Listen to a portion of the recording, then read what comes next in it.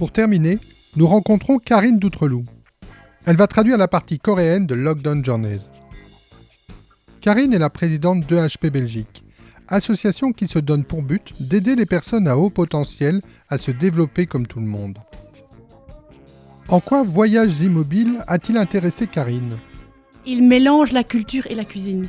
Or, la cuisine fait partie de la culture, mais on y ajoute une touche d'art, ce qui ajoute à la cuisine quelque chose. Et à la cuisine, à l'art aussi. C'est un beau travail de fraternité, de solidarité, d'amitié surtout. C'est une ouverture vers le monde et il n'y a rien à faire. C'est en s'ouvrant vers le monde qu'on apprend à grandir aussi et à évoluer, à devenir plus sage. Quel point a le plus touché Karine dans ce livre ?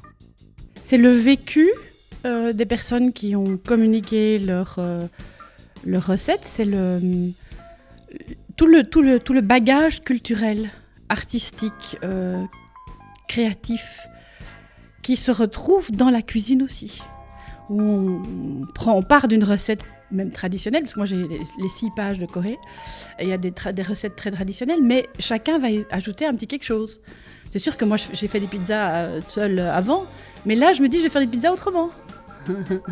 Et donc il y a des pays que je connais, mais il y a des pays que je ne connais pas du tout. Et ça m'a intéressée aussi, de découvrir des choses nouvelles. Je voulais aussi savoir si Karine avait une œuvre préférée dans toutes celles présentées dans l'ouvrage de Pic. Le tableau de l'artiste Sun Yo, qui est chinois, qui est en fait un jeu de couleurs. C'est marrant parce qu'il l'a aussi nommé avec les tomates, tomates by the window, donc les tomates à la fenêtre.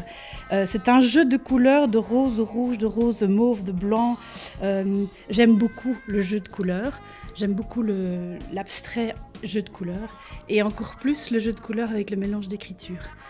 Comme j'aime beaucoup la calligraphie et que je me suis mise à la calligraphie coréenne, c'est comme ça que je vais traduire les textes coréens dans le livre, ce jeu de formes et de couleurs, de pression et de tonalité, c'est vraiment très intéressant.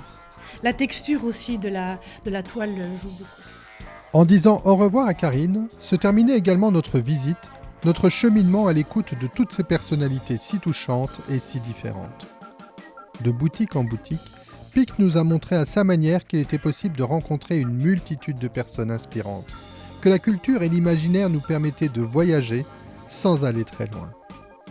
À peine rentré chez moi, j'avais déjà la nostalgie de cette journée si riche en rencontres. J'ai alors ouvert le livre de Pic. Et entre art, culture et personnes passionnées, je suis instantanément reparti en voyage.